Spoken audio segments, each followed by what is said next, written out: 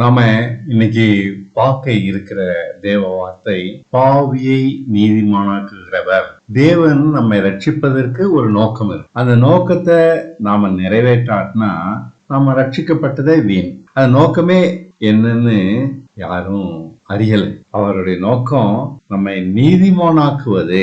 நம்ம எல்லாரும் பாவிகள் தான். பாவிய அவர் நீதிமானாக்குறது எப்படி செய்யறாரு, அதுக்கு என்னென்னலாம் செய்யறாருன்னு நம்ம பார்க்கலாம். ஒரு பாவிய புடமிட்டு அவர் நீதிமானாக்குறார். அதற்காக நாம் ஒண்ணுமே செய்ய வேண்டாம். யாக்கோபை சிநேகித்து ஏசாவை வெறுத்தேன். இதுதான் அவர் நமக்கு சொல்லி தரது. யாக்கோபு நீதிமானாகுவதற்கு சம்மதித்தான், அதனால அவனை சிநேகித்தாரு.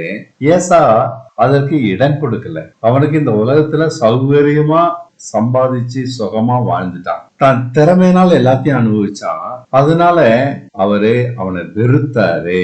இதுதான் இந்த நம்ம சிந்திக்கிற தேவ வார்த்தைக்கான தலைப்பு. யூதாசின் பாவத்திற்காக. யூதாசு யாரு நமக்கு தெரியும். இயேசுவை காட்டி கொடுத்தவன். அவனுடைய பாவத்துக்காக தேவன் அவனை புறக்கணிக்கிறார். ஆனா அதே அளவு பாவம் செய்த பேதுருவை புறக்கணிக்கல. பேதுரு இயேசுவை எல்லோருக்கும் முன் தூஷித்து மறுதளித்தான். அவன் ஏன் புறக்கணிக்கலன்னா அவனிடத்துல ஒரு பணிவான மனம் இருந்தது. இதுதான் பாவியை நீதிமானாக்குறதுக்கு தேவன் நம்மகிட்ட எதிர்பார்க்கிறது. நம்முடைய திறமைகளோ நம்முடைய முயற்சிகளோ அல்ல, தேவ சித்தத்திற்கு பணிகிற குணம்தான். புறக்கணிப்பதற்கு பதில் பேதுருவின் மேல் மனதுருக்கமா இருந்தார். மரியாள்னா யாரு? இயேசு கிறிஸ்துனுடைய தாய்.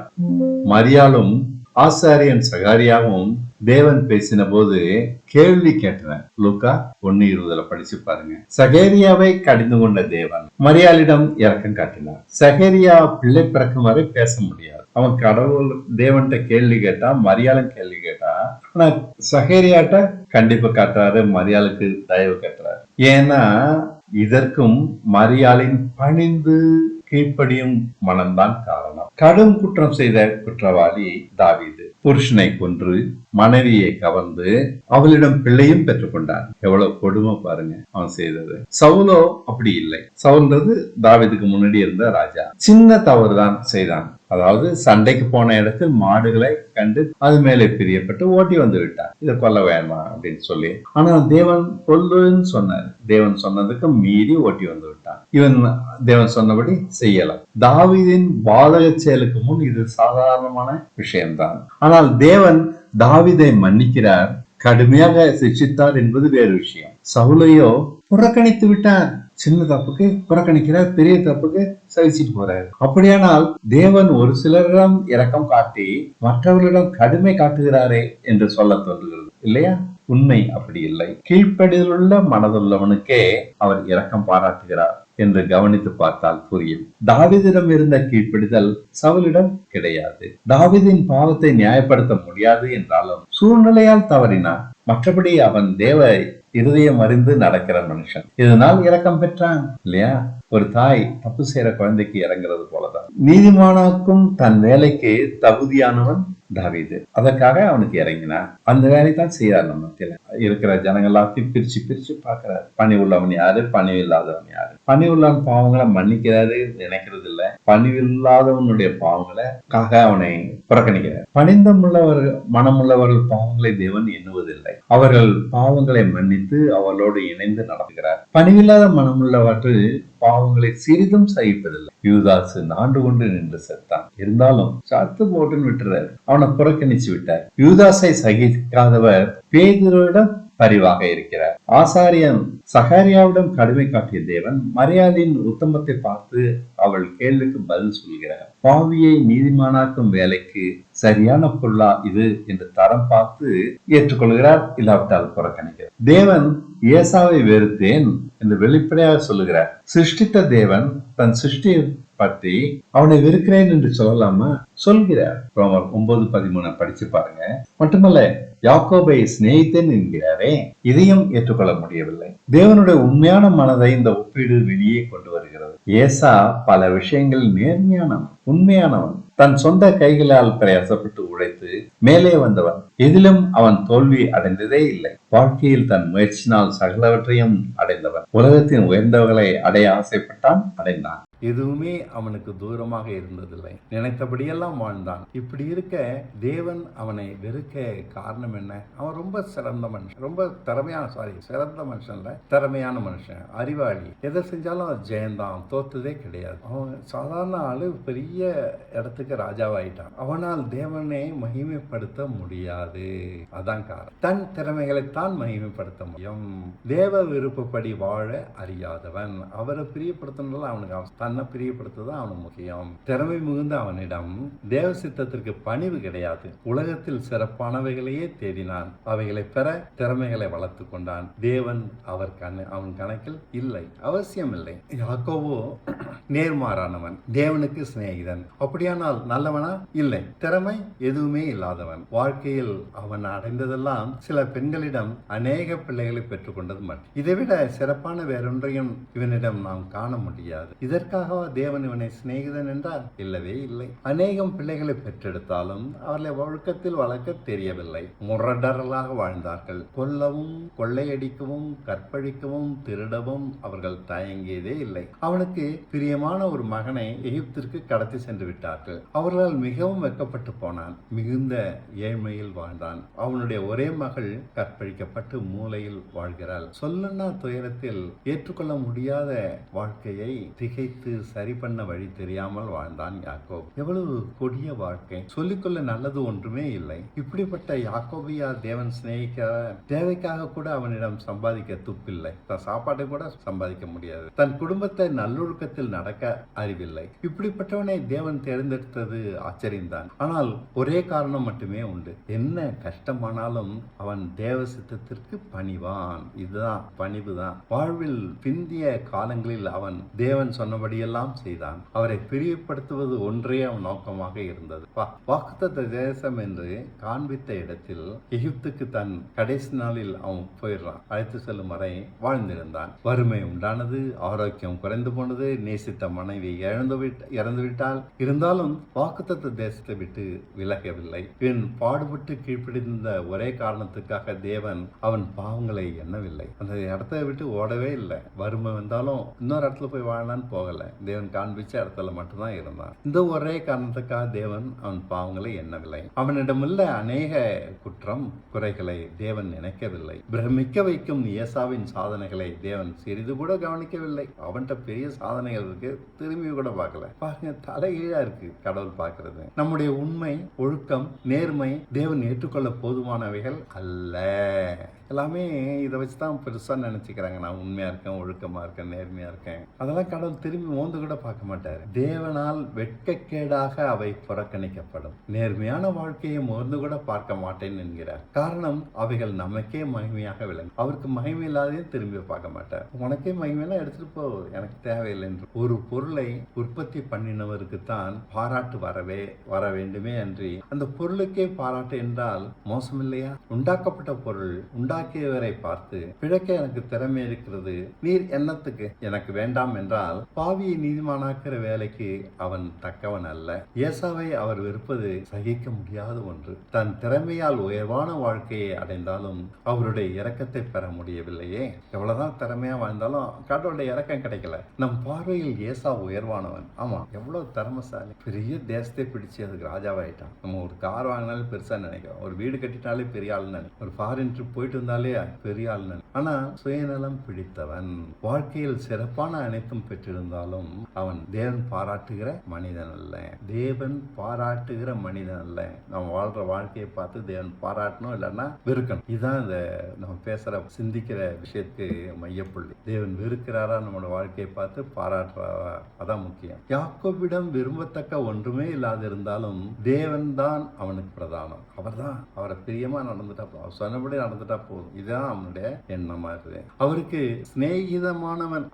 நம்ம அவர் சொல்ற மட்டும் செஞ்சாலே நம்மளுக்கு அவருடைய சிநேகிதம் கிடைச்சிடும். தேவன் நம்மிடம் எதிர்பார்க்கிற குணங்கள் நம் எதிர்பார்ப்புக்கு நேரானவை. நம்ம என்ன எதிர்பார்க்கிறோம்? வீடை கட்டணும், கார் வாங்கணும், வசதியா வாழணும், நல்ல இடத்துல கல்யாணம் பண்ணணும், உயர்வான ஒரு வாழ்க்கை வாழணும். நம்முடைய எதிர்பார்ப்பு, தேவன் எதிர்பார்ப்பு அப்படி இல்லை. நான் சொல்லப்படி கேட்கணும், அவன் தான் எனக்கு வேணும். நம் ருசி வேறு, அவர் ருசி வேறு. ஏசாவின் பாவங்களை மறக்கவில்லை. யாக்கோபு யாக்கோபின் பாவங்களை நினைக்கவில்லை. பாவம் என்பதை தன் மகிமைக்கு தகுதியாக மாற்றி விடுகிறார் தேவன். பாத்தீங்களா, பாவம்ன்றது ஒரு குற்ற செயல், அருவருப்பான செயல், தேவன் புறக்கணிக்கிற செயல் நினைக்கிறோம். இல்ல, பாவம் என்பதை கொண்டு மகிமையான தகுதியாக மாற்றி விடுகிறார். அதிக பாவி அதிகம் அவரை நேசிக்கிறான். அதான் காரணம். தேவன் நம் குற்றங்களையும் மீறுதல்களையும் நினைக்காமல் இருப்பாரானால் அது அலட்சியம் அல்ல, அது நம்மை உணர்த்தி திருத்தவே, புதிதான மனுஷனாக உருவாக்கவே. அவர் பார்வையில் நம் குறைகள் அனைத்தும் புறக்கணிக்கப்பட போதுமானவை அல்ல.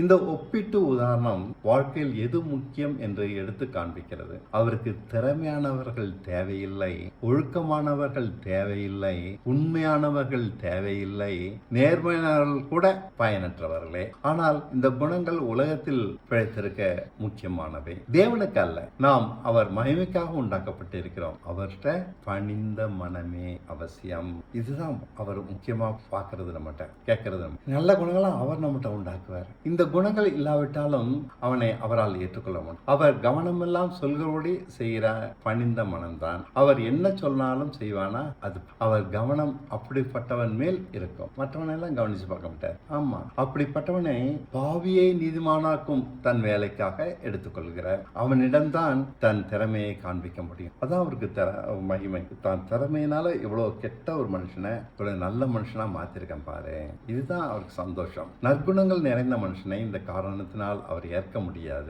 அவன் அவருக்கு பயன்பட மாட்டான். அவனால் அவருக்கு பணிந்து கீழ்ப்படிந்து நடக்க முடியாது. உண்மையான நேர்மையான மனுஷன் தன் நலத்தை மட்டுமே சிந்திப்பான். அவளிடம் பரிசுத்தவான்கள் என்று சொல்ல ஒன்றுமே இல்லை. இவன் பரிசுத்தமானு சொல்லவே முடியாது. எவ்வளவு கட்டுப்பாடான ஒரு வாழ்க்கை தான் வாழ்வான். மூச்சு விட முடியாமல் இறுக்கமான ஜாக்கெட் போட்டு இருப்பது போல அவர்கள் கட்டுப்பாடுகள் இருக்கிறது.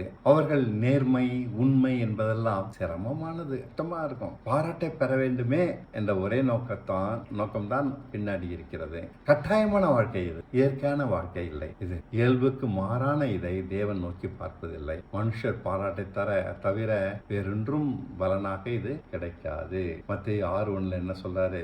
மனுஷர் காண வேண்டும் என்று அவர்களுக்கு முன்பாக உங்கள் தர்மத்தை நற்கிரியை செய்யாதபடிக்கு எச்சரிக்கையாக இருங்கள். செய்தால் பரலோகத்தில் இருக்கிற உங்கள் பிதாவிடத்தில் உங்களுக்கு பலன் இல்லை. மனுஷ பாராட்டை கிடைச்சாக்கா பரலோகத்தில் தேவனுடைய பாராட்டு கிடைக்காது. அதான் அவர் கிளியரா சொல்றாரு. இப்படி சிந்திப்போமானால் நாம் மனம் போல வாழலாமா? நேர்மையும் உண்மையும் ஒழுக்கமும் வாழ்க்கையில் முக்கியமில்லை என்றால் நம் வாழ்க்கை எவ்வளவு கேடுகட்டதாக இருக்கும். இப்படி நான் சொல்லல, நன்றாக வாழ இவைகள் அவசியமானவையே. ஆனால் தேவன் ஒரு மனுஷனை ஏற்றுக்கொள்வது ஒரு மருத்துவர் நோயாளியை ஏற்றுக்கொள்வது போல. அவர் ஆரோக்கியமான மனுஷனை ஏற்றுக்கொள்ள முடியாது. குறைவான அனைத்தையும் சரி பண்ணவே ஏற்றுக்கொள்கிறார். நம்மை நன்கு சீர்படுத்தி தேவன் எதிர்பார்க்கிற பூரண மனுஷனாக நிறுத்தவே தேவன் நம்மை ஏற்றுக்கொள்கிறார். எல்லா குறையும் நீ இருக்கிறவன்னா நான் சரி பண்ணி தரேன். நேர்மை உண்மை ஒழுக்கம் இவைகளை காட்டிலும் அவர் பார்வையில் முக்கியம் அவர் என்ன சொன்னாலும் செய்ய வேண்டும் என்பதே. உண்மை ஒழுக்கம் நேர்மை கட்டுப்பாடு என்பதெல்லாம் தேவன் அவனுக்கு கற்றுக் கொடுக்கிற விஷயங்கள். பாருங்க, யாக்கோபு தன் பிந்திய காலங்களில் நேர்மையாக நடந்தான், உண்மையாக இருந்தான், ஒழுங்கீனமானது எல்லாவற்றையும் மறந்து விட்டான். ஆரம்பத்தில் தாறுமாறா இருந்தான், இப்ப எதுவுமே இல்லை. தொடர்ந்து ஏமாற்றி பிழைக்கவில்லை. தேவனால் பிழைக்கிற மனுஷன் இயற்கையாகவே பரிசுத்தமாக மாறிவிடுகிறான். பரிசுத்தம் வாழ்க்கையின் பிரிக்க முடியாத அங்கமாகி விடுகிறது. அதற்காக அவன் கவனமாக இருக்க தேவையில்லை. தன்னை நெருக்கி ஒடுக்கி பிரயாசப்பட தேவையில்லை. உண்மையாகவே நாம் அவர் பிரியப்படுத்த கற்றுக்கொள்ளாவிட்டால் நம் பிரசங்க திறமைகள் பாட்டு திறமைகள் மற்ற ஊழிய பாரங்கள் எதுவும் அவரை பிரியப்படுத்தாது. வேதத்தில் தேவனுக்கு ஆச்சரியமான பெயர் பாவியை நீதிமானாக்குபவர் என்பதுதான். இந்த வார்த்தை பைபிள்ல வேற எங்கேயுமே இல்லை, ஒரே ஒரு இடத்துல தான் இருக்கு. ரோமர் 4:5. பவுல் ஒருவரே தேவனை சரியாக புரிந்து கொண்டதால் இப்படி அழைக்கிறார், பாவியை நீதிமானாக்கும் தேவன். ஒருவன் கிரியை செய்யாமல், ரோமர் 4:5, பாவியை நீதிமானாக்குறவிடத்தில் விசுவாசம் வைக்கிறவனாய் இருந்தால் போதும், அவனுடைய விசுவாசமே அவனுக்கு நீதியாக எண்ணப்படும். தேவன் ஏசாவை அவன் விருப்பம் போல வாழ விட்டுவிட்டார். அவனை திருத்தி சீர்படுத்த முயற்சிக்கவில்லை. எல்லோரையும் திருத்த, இந்த உலகத்தில் இருக்க எல்லாரையும் திருத்த அவர் முயற்சிக்கிறது இல்லை. அவர்களின் பாவங்களை கவனிக்கிறார். தேவனால் நீதிமானாக புடமிட தகுந்தவர்கள் அல்ல அவர்கள். விட்டுறார், அவங்க இஷ்டத்துக்கு நடக்க சொல்லி. பணிந்த மனுஷனை தேவன் மாசற்ற மனுஷனாக மாற்றுகிறார். யாக்கோபு பணிந்தவனாக இருந்தபடியால் அவனை தன் சித்தம் போல நடத்தினார். யாக்கோபை மட்டும் யாருமே இந்த அளவுக்கு அவர் சித்தத்துக்கு பணிஞ்சு போறது இல்லைங்க.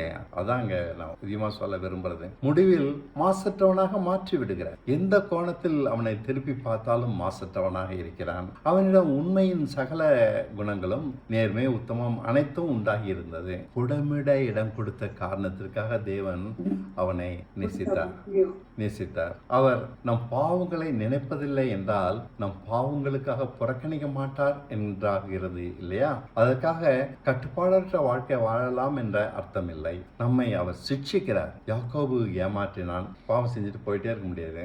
ஏமாற்றப்பட்டான். நீ ஏமாத்தனா பின்னாடி ஏமாற்றப்படுகிறான். அவன் கொள்ளையடித்தது போல கொள்ளையடிக்கப்பட்டான். அவன் வஞ்சித்தது போல பின்பு வஞ்சிக்கப்பட்டான். நம்மை திருத்தும்படி தேவனால் சிக்ஷிக்கப்படுவது பதிலடியாக தண்டிப்பது போல இருக்கிறது. இல்லை, பரிசுத்தமாகும்படி தேவன் தெரிந்து கொண்ட ஜனங்களை ஒருபோதும் தண்டிப்பது இல்லை. தண்டனை என்பது நம்மை ஏசாவை போல ஏற்றுக்கொள்ளாமல் புறக்கணிப்பதாகும். தேவன் ஒருத்தனை புறக்கணிச்சுட்டா அதான் தண்டனை. சிக்ஷை தருதெல்லாம் இல்லை. அவனுக்கு பல கஷ்டங்கள் வழியா அவனை சீர்படுத்துறாரு. அது தண்டிக்கப்படுறவனுக்கு இரக்கமே கிடையாது. அது சிக்ஷை அல்ல.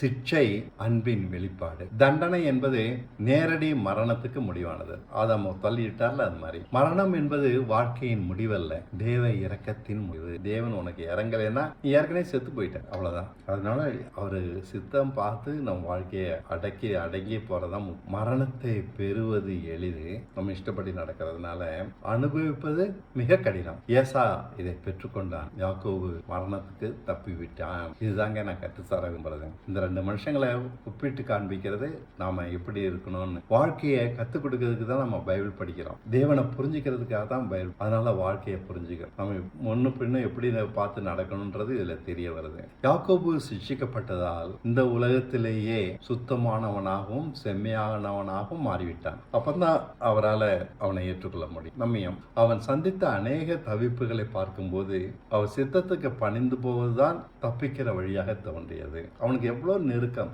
மனைவி இறந்துட்டான், வறுமை, ஒரு பையன் காணாம போயிட்டான், ஒரு பெண் கற்பழிக்கப்பட்டு வீட்டுல கிடக்குறா, பசங்கள் அத்தனையும் தருதலைங்களா இருக்குதுங்க, வயசாகிடுச்சு, வேலை செய்ய முடியல, ரொம்ப பாவம். ஆனா தேவசத்தை எது அதை மட்டும் செஞ்சுட்டே இருக்கிறான். அதனால அவன் தப்பிச்சு. அவனிடம் அலைமோதுகிற இச்சைகள் அப்போது அடங்கி விட்டான். முன்னாடியே இச்சைப்படியெல்லாம் நடந்தான். அவனுக்கென்று சொந்தமாக நோக்கம் எதுவும் இல்லாததால் மனம் பரிசுத்தமாகிவிட்டது. குற்றமற்றவனும் பழுதற்றவனுமாக மாறிவிட்டான். அதனால் தேவன் அவன் பாவங்களை எண்ணவில்லை. இப்போது அவன் பாவங்கள் சீர்படுத்தப்பட்டதால், எண்ணவில்லைன்னா என்ன அர்த்தம்? சீர்படுத்தப்படுகிறது. அவை அவன் மகிமையாக விளங்குகின்றன. மகிமை என்ன?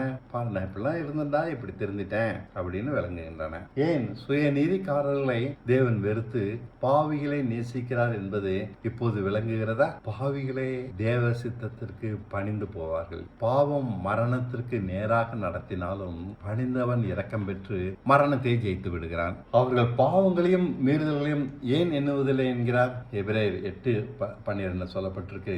ஏனெனில் நான் அவர்கள் அநியாயங்களை கிருபையாய் மன்னித்து அவர்கள் பாவங்களையும் அக்கிரமங்களையும் நினையால் இருப்பேன் என்று கர்த்தர் சொல்லுகிறார். அவர்கள் மனதில் தன் பிரமாணங்களை வைத்து இருதயங்களில் அவைகளை எழுதுவாராம். கீழ்ப்பிடிதலான மனதையும் பணிந்த சிந்தனையையும் நமக்கு தருவாராம். இது ஒன்றுதான் நம்மிடம் இல்லை. அதாவது இது கீழ்ப்பிடிந்த மனம், பணிந்த சிந்தை. இதையும் அவர் இப்போது சரி செய்து விட்டார். நானே செய்யறேன்டா நல்ல மனசுக்கு. அது மாதிரி கீழ்ப்பிடிந்த மனதையும் பணிந்த சிந்தனை நானே உண்டாக்குறேன் அப்படி நம்மளோட உடன்படிக்கை பண்ணியிருக்காரு. புதிய ஏற்பாடுனா என்ன? இந்த உடன்படிக்கை தான். பணிந்த மனதை தருவேன், கீழ்ப்பிடுதலான சிந்தனையை தருவேன். எங்க இருக்குன்னா எபிரேயர் 8:12 இருக்கு. இது ஒன்றுதான் நம்மிடம் இல்லை. இதையும் இப்போது சரி செய்து ஆகிவிட்டது. பாவியை நீதிமானாக்கும் வேலைக்கு இது அவசியம். பாவியை நீதிமானாக்கும் வேலைக்கு இது அவசியம். மனுஷர்களை புடமிட்டு தேவ சாயலாக உருவாக்குவதே இன்று அவர் வேலை. இதற்கே விசுவாசத்தை கேட்கிறார். கீழ்ப்படிதலான மனம் உண்டானால் அவர் என்ன சொன்னாலும் நிறைவேற்றி விடுவோம். அப்படிப்பட்டவன் தான் நீதிமான். கீழ்ப்படிந்த மனதை தருவதால் கஷ்டப்பட்டு கீழ்ப்படிய வேண்டிய அவசியம் இல்லை. நம் முயற்சி ஒன்றுமில்லை. கீழ்ப்படிதல் இயற்கையாக உங்களிடத்தில் உண்டாகும். புதிய ஏற்பாட்டின் பெருந்தன்மை இது. பழைய ஏற்பாட்டை நீ கீழ்ப்படி. புதிய ஏற்பாட்டுல தேவன் நம்மை கீழ்ப்படிய வைக்கிறாரு, நமக்காக வாழ்கிறாரு. ஆபிரகாம், அவனை பத்தி பார்ப்போம். ஆபிரகாம் அவன் காலத்தில் செய்த பாவங்களை எண்ணவில்லை. ஏனெனில் அவனுக்கு அவனுக்கு தேவன் சொன்ன எல்லாவற்றையும் ஒன்று விடாமல் நிறைவேற்றி விட்டான். இந்த ஒரு காரணத்திற்காக ஆபிரகாமை தேவனுடைய விசுவாச வழிக்கு தகப்பனாக அறிவித்தார். தகப்பன் என்றால் இந்த வழியில் முதலில் நடந்தவன், விசுவாசத்தினால தேவனுக்கு கீழ்ப்படிந்து நடந்தவன் ஆபிரகாம் ஒருத்தன் தான். ஆரம்பத்துல முதல்ல கொடிய பாவங்களுக்காக தாவீதையும் தேவன் புறக்கணிக்கவில்லை. அவனும் தன் காலங்களில் தேவசித்தம் எல்லாவற்றிலும் நிலைத்து நடந்தான். இதனால் தேவன் அவனை தன் மனதிற்கு ஏற்றவன் என்று கூறினார். இந்த தேவனை பற்றிய வசீகரமான உண்மை என்னவென்றால் வசீகரமான உண்மை தேவனை பற்றி என்னவென்றால் அவரிடம் நம்மை கீழ்ப்படிய பண்ணக்கூடிய வல்லமை இருக்கிறது. இதுதான். அவற்றை விட்டுருவோம், அவரு நம்மளை கீழ்ப்படிய பண்ணுவார், நம்ம குணங்களை மாற்றுவார். இதனால் இந்த மனுஷர்கள் அவருடைய எதிர்பார்ப்பை எல்லாம் நிறைவேற்றினார்கள். புடமிடும் தேவனை நாம் இங்கு சந்திக்கிறோம். புடமிடுறதுன்னா தெரியுமா? நகைய நெருப்புல போட்டு சுட்டு சுத்தம் பண்ணி அதை பளபளவாக்கி வெங்காரம் போட்டு சுத்தம் பண்ணி எல்லாத்தையும் சோப்பு போட்டு கழுவி பளபளப்புன்னு ஆக்கிடுவாங்க. அவன் நம்மை நீதிமானாக புடமிடுகிறார். யோபு 15:2 தான் சொல்றாரு. யோவான் 15:2 ஏனெனில் கனி கொடாதிருக்கிற கொடி எதுவோ அதை அவர் அறுத்து போடுகிறார். கனி கொடுக்கிற கொடி எதுவோ அது அதிக கனிகளை கொடுக்கும்படி சுத்தம் பண்ணுகிறார். அவன் கனி கொடுக்கும்படிக்கு நம்மளை சுத்தம் பண்றார். அவர் தன் வேலைக்காக நம்மை ஏற்றுக்கொள்வதால் பாவங்களை கவனத்தில் வைப்பது. இந்த நீதிமானாக்க வேலைக்காக நம்ம ஏற்றுக்கொண்டதால பாவங்களை கவனத்தில் வைப்பதில்லை. பாவங்கள் நம்மை தாழ்த்துகின்றன. அசிங்கமா இருக்கு, வெட்கப்படுறோம். நீதிமானாக நம்மை உருவாக்க முதலாவது நம்மிடம் கீழ்ப்பிடுதல் மனதை உருவாக்குவதுதான். இப்படி பாவங்கள் நம்ம தாழ்த்துறதுனால கீழ்ப்பிடுதல் உள்ள மனதை அதுவே உண்டாயிடும். இப்படி நாம் வளர்ந்து போனோமானால் பவுலை போல நாமும் பூரண மனுஷராக முடிவில் மாறியிருப்போம். பல காலங்களுக்கு நாம் பிரகாசிக்கும் நட்சத்திரங்களாக ஜொலிப்போம். இதுதான் அவர் திட்டம். நம்மை நீதிமானாக்கும் செயல்முறை மிகவும் சிறப்பானது. ஒரு வேத பாடமோ ஊழிய பயிற்சியோ நமக்கு தேவை. நமக்குள் பணிந்த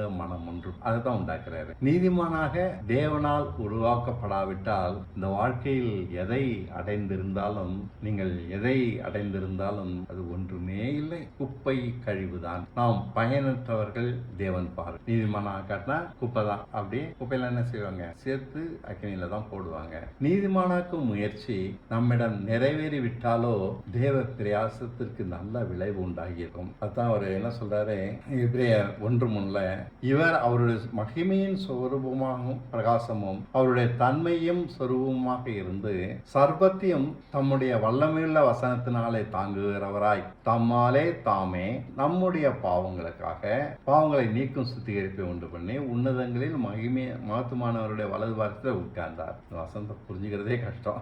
அது என்ன சொல்றாருன்னா அவர் நம்மளை பரிசுத்தமாக்கி இயேசு கிறிஸ்து மாதிரி பழுதற்றவனாக்கி அவர் மகிமையான இடத்துல கொண்டு உட்கார வைக்கிறார். அவருடைய மகிமையின் பிரகாசமா இருப்போம், அவருடைய தன்மையின் சொரூபமாக இருப்போம். சொரூபம்னா உருவம். அவருடைய குணத்தை அப்படியே நம்முடைய உருவமாக வச்சிருப்போம். அப்படி அவர் நம்மளை நீதிமானாக ஆக்கிவிட்டார். இப்ப இதனால நாம கனி நிறைந்தவர்கள். நீங்களாம் கனி கொடுங்க அப்பதான் மகிமைப்படுவேன்னு சொல்றாருல, இதுதான் கனி. நம்ம அவரை மாதிரி மாறுறதான் கனி. நானே திராட்செடி, நீங்கள் கொடிகள். ஒருவன் என்னிலும் நான் அவனிலும் நிலைத்திருந்தால் அவன் மிகுந்த கனிகளை கொடுப்பான். என்னை இல்லாமல் உங்களால் ஒன்றும் கூடாது. அவர் இல்லாம நம்ம நீதிமானாலாம் மாற முடியாது. அவரு நம்ம சுத்தமிட்டு புடமிடுறதுனாலதான் நீதிமானாக நம்மை தன் சந்தோஷமான வெற்றி கோப்பையாக பார்ப்பார். நம்மளை தூக்கி எடுத்து எல்லாரும் பார்க்குற மாதிரி தூக்கி எடுத்து காண்போம். நான் என்னுடைய பிரயாசத்தினால உருவாக்கப்பட்ட ஒரு மனுஷன். உலகத்தில் நாம் ஒன்றையும் சாதிக்கவில்லை என்பதெல்லாம் ஒன்றுமே இல்லை. யாக்கோபு ஒண்ணுமே சாதிக்கல. அவன் நம் வாழ்க்கையை குறித்து நம்மை உண்டாக்கின தேவன் பெருமைப்படுகிறாரே, அது போதும். தானியேல் 2:12 என்ன சொல்றாரு? அநேகர் சுத்தமும் வெண்மையும் ஆக்கப்பட்டு புடமிட்டப்பட்டவர்களாய் விளங்குவார்கள். துன்மார்க்கமாய் நடப்பார்கள். திருத்தவே முடியாது. துன்மார்க்கரில் ஒருவனும் உணரான். உணர்ந்து கொள்றதுனால தான் நீதிவான் அல்லது துன்மார்க்கன். உணர்றதுனா புரிஞ்சுக்கிறது. ஞானவான்களோ உணர்ந்து கொள்வார். தேவனுடைய வழி என்னன்றதை புரிஞ்சுக்கிப்பாங்க. அதனால தான் நான் அவருடைய வழியை நான் உங்களுக்கு பிரிச்சு பல உதாரணங்களை கொண்டு விலக்கி காண்பிக்கிறேன். பாரம்பரியமாக பாவ மன்னிப்புக்காக ஜெபிக்கிறோம். எல்லா சர்ச்சிலையும் இதான் செய்யறாங்க. தேவன் இப்படிப்பட்ட ஜெபங்களை கேட்பதில்லை. ஆமா, தன் ஜீவியத்தை சிக்ஷிக்க இடந்தருகளுடைய பாவங்களே மன்னிக்கப்படுகின்றன. பாவ மன்னிப்பு எல்லோருக்கும் கிடையாது. தேவன் பாவங்களை ஒருவனுக்கு மன்னிக்கும் போது அவனை அப்படியே போக விட்டு விடுவதில்லை. ஆமா, என்ன செய்யறாரு? பாவங்களை மன்னிச்சுட்டு சங்கீதம் 66:10 சொல்றாரு, தேவனே நீ எங்களை சோதித்தீர், வெள்ளியை புடமிடுவது போல எங்களை புடமிட்டீர். இதுதான் செய்வார். வா, உன்னை மன்னிக்கிறேன், ஆனா புடமிட்டு உன்னை சுத்தவனா மாத்துறேன். அதுக்கு இடம் கொடுக்கறவங்களை தான் மன்னிப்பேன் இல்லையா? சும்மா கேட்கறவங்களாம் மன்னிப்பு கொடுத்தா அது முட்டாள்தனம். பல விதங்களில் சிக்ஷித்து அவனை உணர்த்துகிறார். யாக்கோபின் பாவங்களை மன்னித்தது போல மன்னித்த போது அவனை முழுமையாக சீர்படும்படி சீர்படுத்துகிறார். சிக்ஷை எனக்கு அவசியம் இல்லை என்று நினைப்பவர்களுக்கு பாவ மன்னிப்பும் அவசியம் இல்லை தான். பாவ மன்னிப்பு எளிதானது மட்டுமல்ல, மலிவானது. பாவ மன்னிப்பு எளிதானதும் இல்லை, மலிவானதும் இல்லை. பாவ மன்னிப்பு சிக்ஷைக்கான அனுமதி டிக்கெட். நான் பாவ மன்னிப்பு ஒருத்தனுக்கு கொடுத்தாருன்னா, வா உன்னை உட்கார வச்சு சிக்ஷிக்கிறேன்றது ஒரு டிக்கெட் மாதிரி. அது உலகத்திலேயே மிக ஆசீர்வதிக்கப்பட்டவன் ஈலான் மஸ்க் அல்ல, பாவ மன்னிப்பு பெற்றவன் தான். ரோமர் 4:7 கிளியரா சொல்றாரு, எவர்கள் அக்கிரமங்கள் மன்னிக்கப்பட்டதோ, எவருடைய பாவங்கள் மூடப்பட்டதோ அவர்கள் பாக்கியவான்கள், அவர்கள் பாக்கியவான்கள் அப்படின்னு சொல்றாரு. எவர்கள் அவங்க தான் பாக்கியவான்கள், பாவ மன்னிப்பு பெற்றவங்க தான் பாக்கியவான்கள். எல்லாருக்கும் அது கிடைக்காது. பெற்றுக்கிட்டவன் பாக்கியவான். உலகத்திலேயே அவன் தான் ஆசீர்வதிக்கப்பட்டவன். அவன் முழுக்க சீர்படுவதால் பாவ மன்னிப்பு அவசியம் இல்லாமல் போகிறது. பின்னாடி அவன் சீர்பட்டுறான். அந்த அளவு சிக்ஷை அவனை உடைத்து விடுகிறது. தேவன் பாவத்தை பாவமாக பார்க்காமல் குணமாக்க வேண்டிய நோயாக பார்க்கிறார். எந்த நோய்க்கும் மூல காரணம் இருக்கும். மூல காரணத்தை சரி செய்து விட்டால் அதன் பின் அந்த நோயும் இருப்பதில்லை. எல்லா பாவமும் ஒரு நோய் தான். மனதும் அதன் நினைவுகளும் சரியாகிவிட்டால் எல்லா பாவமும் சரியாகிவிடும். இந்த காரணத்திற்காக அவனை புடமிடுகிறார். புடமிடுகிற காரணத்திற்காகவே நாம் அவரை ரட்சகர் என்று அழைக்கிறோம். ரட்சகர் என்றால் பாவங்களிலிருந்து சிக்ஷித்து விடுதலை பண்ணுகிறவர். சங்கீதம் 51:10. தேவனே சுத்த இருதயத்தை நிலை சிருஷ்டியும், நிலைவரமான ஆவியை என் உள்ளத்தில் புதுப்பி. நிலைவரமான என்ன? ஒரு ஸ்டெடி மைண்ட் கொடுங்க. மனம் கண்ட மாதிரி ஓடுது. பிறக்க முன்பே ஏசாவை திறமையானவனாக சிருஷ்டித்தார். ஏசாவை வெறுத்தேன்னு சொல்றாரு. அவனா எல்லா திறமையும் அவர் தான் கொடுத்திருக்காரு. யாக்கோபை பணிவானவனாக சிருஷ்டித்தார். அப்ப சிருஷ்டிப்புல தான் எல்லாமே வித்தியாசம் இருக்கு. நாம் நீதிமானாவதும் துன்மார்க்கனாவதும் அவர் தீர்மானமே. இவனை நீதிமானாக்கணும் தீர்மானிச்சாக்கா அவனை நீதிமானா மாறுறான். துன்மார்க்கனாகணும்னு தீர்மானிச்சு இருக்கிறதுனால அவன் துன்மார்க்கன் ஆகிறான். இப்படி பார்த்தா குழப்பமா இல்ல?